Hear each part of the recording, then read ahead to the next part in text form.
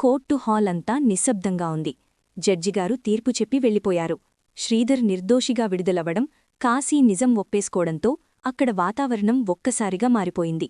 కటకటాల వెనక ఉన్న శ్రీధర్ బయటకు రాగానే కాంచన పరుగున వెళ్లి భర్తను హత్తుకుని కన్నీళ్లు పెట్టుకుంది. మీరు తప్పు చెయ్యరని నాకు తెలుసండి, కాని ఆ దేవుడు మనల్ని ఇంత పరీక్ష పెడతాడని అనుకోలేదు అని ఏడుస్తుంటే శ్రీధర్ ఆమెను ఓదారుస్తూ కార్తీక్ వైపు చూశాడు. కార్తీక్ కళ్లలో నీళ్లు తిరుగుతున్నా పెదవిమీద చిరునవ్వుతో తండ్రిని చూస్తున్నాడు. అయితే అందరి దృష్టి ఇప్పుడు జ్యోత్స్న మీద పడింది. ఇన్నాళ్లు అందరినీ ఆడించిన జ్యోత్స్న ఇప్పుడు బోనులో ఉన్న కాశీవైపు కోపంగా చూస్తోంది. కాశీ తలదించుకుని ఉన్నాడు. పోలీసులు కాశీని తీసుకువెళుతుండగా సౌందర్య అడ్డు వచ్చింది. ఆగండి ఇన్స్పెక్టర్ అని గంభీరంగా అంటూ కాశీ దగ్గరకు వెళ్ళింది. నువ్వు చేసింది తప్పు, కాని నిజం చెప్పి ఒక కుటుంబం పరువు నిలబెట్టావు. నీ శిక్ష తగ్గేలా నేను చూస్తాను. కాని గుర్తుపెట్టుకో, నీ వెనుక ఉండి ఈ నాటకమాడించిన అసలు సూత్రధారులు ఇంకా బయటపడలేదు. వాళ్ల పేర్లు బయటపెట్టకపోతే నీకు ఎప్పటికీ రక్షణ ఉండదు అని హెచ్చరించింది.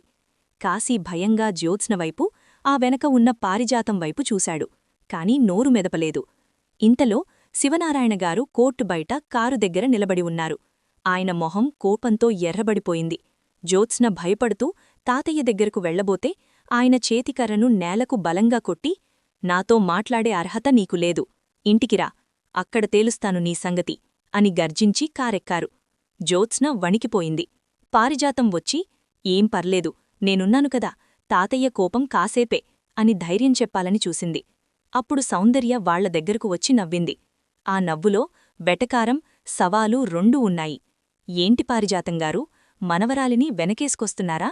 కోర్టులో సాక్ష్యాలు మాత్రమే మాట్లాడతాయి, కాని ఇంట్లో జరగబోయే పంచాయితీలో నా సాక్ష్యం, నా రక్తం మాట్లాడతాయి, సిద్ధంగా ఉండండి అని చెప్పి తన కార్లో శ్రీధర్, కాంచన, కార్తీక్, దీపలను ఎక్కించుకుని బయల్దేరింది. కారులో వెడుతుండగా దీప మౌనంగా బయటకు చూస్తోంది. కార్తీక్ దీపను గమనించి, థాంక్స్ దీపా, నువ్విచ్చిన ఆ ఒక్క క్లూ వల్లే ఈరోజు నాన్న బయటపడ్డారు, లేకపోతే ఆ వీడియో గురించి నాకు ఆలోచనే వచ్చేది కాదు అన్నాడు.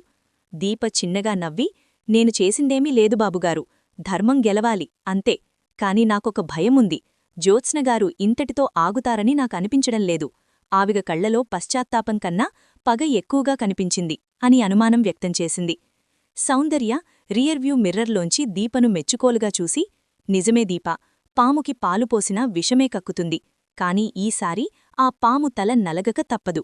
వైరా ఎవరు, వాడికి జ్యోత్స్నకు ఉన్న లింకేంటి అనేది ఇంకాస్త లోతుగా లాగితే కాని అసలు విషయం బయటపడదు అని సీరియస్గా చెప్పింది.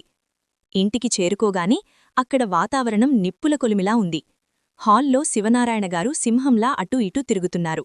శ్రీధర్ లోపలికి రాగానే శివనారాయణగారు ఆయన దగ్గరకు వచ్చి 2 చేతులూ జోడించి, నన్ను క్షమించరా, కన్న కొడుకుని నమ్మలేక బయటవాళ్ల మాటలు నమ్మి నిన్ను అవమానించాను అని కన్నీళ్లు పెట్టుకున్నారు. శ్రీధర్ తండ్రి చేతులు పట్టుకుని, అలా అనకండి నాన్నగారు, పరిస్థితులు అలా వచ్చాయి, ఇప్పుడు అంతా సర్దుకుంది కదా అన్నాడు. అప్పుడే జ్యోత్స్న, పారిజాతం లోపలికి అడుగుపెట్టారు. శివనారాయణగారు ఒక్క ఉదుటున జ్యోత్స్నవైపు తిరిగి, ఛీ, అసలు నువ్వు నా మనవరాలివేనా? ఆస్తికోసం, పదవికోసం కన్న తండ్రిలాంటి బాబాయిని జైలుకు పంపిస్తావా?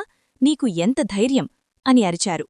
జ్యోత్స్న ఏడుస్తూ, తాతయ్య, నేను చెయ్యలేదు, నమ్మండి, ఆ కాశీగాడు అబద్ధం చెప్తున్నాడు, వాడు నన్ను బ్లాక్మెయిల్ చేశాడు, నేను ఒప్పుకోలేదని నామీద నిందవేశాడు అని కొత్త నాటకం మొదలుపెట్టింది. సౌందర్య చప్పట్లు కొడుతూ ముందుకు వచ్చింది. వాహ్ జ్యోత్స్న, ఆస్కార్ ఇవ్వాలి నీ నటనకి. కాశీ నిన్ను బ్లాక్మెయిల్ చేస్తే మరి ఆ వైరాతో నీకు ఫోన్ కాల్సేంటి? లక్షల రూపాయలు కాశీ అకౌంట్కి ఎలా వెళ్లాయి? ఇవన్నీ కాకతాళీయంగా జరిగాయా అని నిలదీసింది. పారిజాతం కల్పించుకుని, సౌందర్య, ఏదో చిన్నపిల్ల తెలియక తప్పు చేస్తే సరిదిద్దాలి, కాని ఇలా బోనులో నిలబెట్టి విచారిస్తావా? అసలు నువ్వు ఎవరు ఈ ఇంటికి అని గట్టిగా అరిచింది. ఈ మాటకు సౌందర్యకు కోపం కట్టలు తెచ్చుకుంది. నేను ఎవర్నా? ఈ ఇంటి ఆడపొడుచుని. నా తమ్ముడికి అన్యాయం జరుగుతుంటే చూస్తూ ఊరుకునేదాన్ని కాదు. చిన్నపిల్ల అంటావేంటి? విషం చిమ్మే నాగుపాముని చిన్నపిల్ల అంటారా?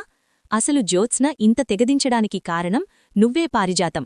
నీ పెంపకం వల్లే ఈరోజు ఈ స్థితి వచ్చింది అని సౌందర్య ఎదురుదాడి చేసింది. అందరూ ఆశ్చర్యపోయేలాగా జ్యోత్స్న హఠాత్తుగా కిచెన్లోకి పరుగుతీసింది. అక్కడ ఉన్న కత్తి తీసుకుని, ఎవరూ నన్ను నమ్మడంలేదు కదా, అయితే నేను చచ్చిపోతాను, అప్పుడైనా నా నిజాయితీ మీకు తెలుస్తుంది అంటూ గొంతు కోసుకోడానికి సిద్ధమయ్యింది. ఇంట్లో వాళ్లంతా ఒక్కసారిగా షాకయ్యారు. శ్రీధర్, కాంచన, వద్దు జ్యోత్స్న అని అరుస్తూ పరుగున వెళ్లారు. కార్తీక్ వేగంగా వెళ్లి ఆమె చేతిలోని కత్తిని లాక్కున్నాడు. జ్యోత్స్న స్పృహ తప్పి పడిపోయినట్లు నటించింది. శివనారాయణగారు కంగారు కడిపోయి, డాక్టర్కి ఫోన్ చేయండిరా, తొందరగా అని అరిచారు. ఈ గందరగోళంలో దీపమాత్రం జ్యోత్స్న మొహాన్ని నిశిటంగా గమనిస్తోంది. కార్తీకామెను ఎత్తుకుని సోఫాలో పడుకోపెట్టినప్పుడు జ్యోత్స్న పెదవి అంచున చిన్నగా చిరునవ్వు వస్తున్నట్టు దీప చూసింది. అది గమనించిన దీపకి అర్థమైపోయింది, ఇదంతా శిక్ష నుంచి తప్పించుకోడానికి ఆడుతున్న హైడ్రామా అని. కాని ఇప్పుడు చెబితే ఎవరూ నమ్మరు. సమయం కోసం వేచిచూడాలి అనుకుంది. డాక్టర్ వచ్చి జ్యోత్స్నను పరీక్షించి, ఆమె చాలా ఒత్తిడిలో ఉంది, డిప్రెషన్లోకి వెళ్లే ఛాన్సుంది, తనని ఎవరూ ఇప్పుడు ప్రశ్నించకండి, ఒత్తిడి చేయకండి అని చెప్పి వెళ్లారు. ఇది విన్న పారిజాతం, చూశారా, నా మనవరాలిని ఎంత క్షోభపెట్టారో, ఇకనైనా ఈ విషయాన్ని ఇక్కడితో వదిలేయండి అని శివనారాయణగారిని ఎమోషనల్గా బ్లాక్మెయిల్ చేయడం మొదలుపెట్టింది. శివనారాయణగారు మౌనంగా ఉండిపోయారు. ఆయనకు కోపమున్నా మనవరాలి ప్రాణం మీదకు వచ్చిందనే భయం ఆయనని కట్టిపడేసింది. రాత్రి అందరూ నిద్రపోయాక సౌందర్య నిద్రపట్టక బాల్కనీలో కూర్చుని ఆలోచిస్తోంది. కార్తీక్ అక్కడికి వచ్చాడు. అక్కా, నువ్వింకా పడుకోలేదా అని అడిగాడు. లేదు కార్తీక్, ఆ జ్యోత్స్న ఆత్మహత్యాయత్నమంతా ఒక డ్రామా అని నాకనిపిస్తోంది. కాని నాన్నగారు మెత్తబడిపోయారు. ఇప్పుడు మనం ఏం చేసినా జ్యోత్స్నని ఇంకా హింసిస్తున్నామనే నింద మనమీదకే వస్తుంది అంది సౌందర్య. నాక్కూడా అదే డౌటత్తా, దీపకూడా అదే చెప్పింది. జ్యోత్స్న నవ్వుతుండడం తను చూసిందట అని చెప్పాడు కార్తీక్. సౌందర్య ఉలిక్కిపోయింది. దీప చెప్పిందా? ఆ అమ్మాయి పరిశీలన చాలా గొప్పది. అయితే మన అనుమానం నిజమే. ఇప్పుడు మనం జ్యోత్స్నని కాకుండా ఆ వైరా అనేవాడిని పట్టుకోవాలి. వాడి ద్వారానే జ్యోత్స్న బండారం మొత్తం సాక్ష్యాలతో బయటపెట్టాలి. కాని వాడు అజ్ఞాతంలోకి వెళ్ళిపోయాడు అని సౌందర్య సీరియస్గా చెప్పింది. ఇంతలో సౌందర్య ఫోన్ మ్రోగింది. Unknown number. లిఫ్ట్ చేయగానే అవతలివైపునుంచి ఒక గంభీరమైన గొంతు వినిపించింది. హలో సౌందర్యగారు, బాగున్నారా? మీ తమ్ముణ్ణి విడిపించారు, చాలా సంతోషం. కాని ఆట ఇంకా అప్పలేదు, ఇప్పుడు మొదలయింది. సౌందర్య ఎలర్టయింది. ఎవర్ నువ్వు, వైరానా అని అడిగింది. పేరు ఏదైతే ఏముందిలేండి, మీరు నా ప్లాన్ పాడుచేశారు, దానికి బదులు తీర్చుకోవాలి కదా. మీ తమ్ముణ్ణి కాపాడారు సరే, కాని ఇప్పుడు మీ ఇంటికి కాబోయే కోడలు, అదే ఆ దీపను కాపాడుకోగలరా? రేపు సాయంత్రంలోగా దీపమీద లేనిపోని నిందలు వేసి ఈ సమాజం ముందు ఆమెను దోషిగా నిలబెట్టకపోతే నా పేరు మార్చుకుంటాను అని బెదిరించి ఫోన్ పెట్టాడు. సౌందర్యకు చెమటలు పట్టాయి. కార్తీక్ కంగారుగా, ఏమయింది అత్తా, ఎవరు ఫోన్ చేసింది అని అడిగాడు. సౌందర్య జరిగిన విషయం చెప్పింది. వాడు దీపని టార్గెట్ చేశాడు కార్తీక్. దీపవల్లే మనకు క్లూ దొరికిందని వాడికి తెలిసిపోయింది. ఇప్పుడు దీపని ఏదో ఒక రకంగా ఇబ్బంది పెట్టాలని చూస్తున్నాడు అంది సౌందర్య. కార్తీక్ కోపంతో, వాడిని వదిలిపెట్టను, దీప జోలికి వస్తే వాడి అంతు చూస్తాను అని ఆవేశంగా అన్నాడు. మరుసటి రోజు ఉదయం దీప మార్కెట్కి వెడుతుండగా కొంతమంది రౌడీలు దీపను చుట్టుముట్టారు. వాళ్లలో ఒకడు దీప చేతిలోని సంచి లాక్కుని, ఏమే, నువ్వేనా మా బాస్ ప్లాన్ పాడుచేసింది? నిన్ను ఇక్కడే అంతం చేయమన్నారు అంటూ కత్తి తీశాడు. దీప భయంతో వెనక్కడుగు వేసింది. చుట్టుపక్కల జనం భయంతో పారిపోతున్నారు. సరిగ్గా అదే సమయానికి ఒక నల్లటి కారు దూసుకువచ్చింది. కారులోంచి కార్తీక్ దిగాడు. సినిమా హీరోలా రౌడీలమీద విరుచుకుపడ్డాడు. కార్తీక్ ఫైట్ చేస్తుండగా సౌందర్య కారు దిగి దీపను పట్టుకుంది. భయపడకు దీపా, మేమున్నాం కదా అని ధైర్యం చెప్పింది. రౌడీలు పారిపోయాక కార్తీక్ వాళ్లలో ఒకణ్ణి పట్టుకుని, ఎవరు పంపారురా మిమ్మల్ని అని అడిగాడు. వాడు భయంతో, వైరాసార్, వైరాగారే పంపారు, జ్యోత్స్న మేడంగారే పంపారు అంటూ తాళ్లనియుల చేతిలో జ్యోత్స్న స్పృహ తప్పి పడిపోయినట్లు నటించింది. కోర్టు హాల్ అంతా నిశ్శబ్దంగా ఉంది. జడ్జిగారు తీర్పు చెప్పి వెళ్ళిపోయారు. శ్రీధర్ నిర్దోషిగా విడుదలవ్వడం, కాశీ నిజం ఒప్పేసుకోవడంతో అక్కడ వాతావరణం ఒక్కసారిగా మారిపోయింది. కటకటాల వెనక ఉన్న శ్రీధర్ బయటకు రాగానే కాంచన పరుగున వెళ్లి భర్తను హత్తుకుని కన్నీళ్లు పెట్టుకుంది. మీరు తప్పు చెయ్యరని నాకు తెలుసండి, కాని ఆ దేవుడు మనల్ని ఇంత పరీక్ష పెడతాడని అనుకోలేదు అని ఏడుస్తుంటే శ్రీధర్ ఆమెను ఓదారుస్తూ కార్తీక్ వైపు చూశాడు. కార్తీక్ కళ్లలో నీళ్లు తిరుగుతున్నా పెదవిమీద చిరునవ్వుతో తండ్రిని చూస్తున్నాడు.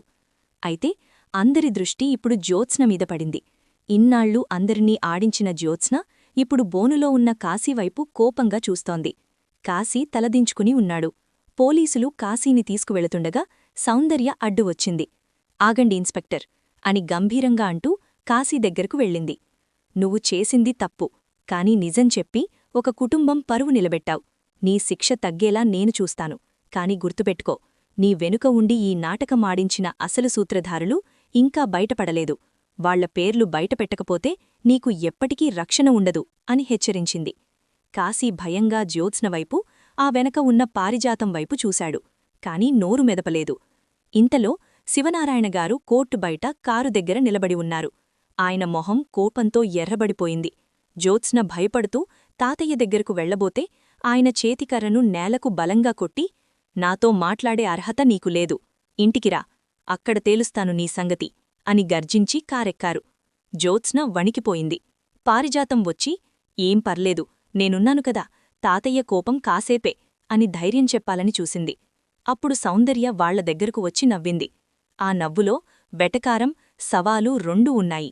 ఏంటి పారిజాతంగారు, మనవరాలిని వెనకేసుకొస్తున్నారా? కోర్టులో సాక్ష్యాలు మాత్రమే మాట్లాడతాయి, కాని ఇంట్లో జరగబోయే పంచాయితీలో నా సాక్ష్యం, నా రక్తం మాట్లాడతాయి. సిద్ధంగా ఉండండి అని చెప్పి తన కార్లో శ్రీధర్, కాంచన, కార్తీక్, దీపలను ఎక్కించుకుని బయల్దేరింది. కారులో వెడుతుండగా దీప మౌనంగా బయటకు చూస్తోంది. కార్తీక్ దీపను గమనించి, థాంక్స్ దీపా, నువ్విచ్చిన ఆ ఒక్క క్లూ వల్లే ఈరోజు నాన్న బయటపడ్డారు. లేకపోతే ఆ వీడియో గురించి నాకు ఆలోచనే వచ్చేది కాదు అన్నాడు. దీప చిన్నగా నవ్వి, నేను చేసిందేమీ లేదు బాబుగారు,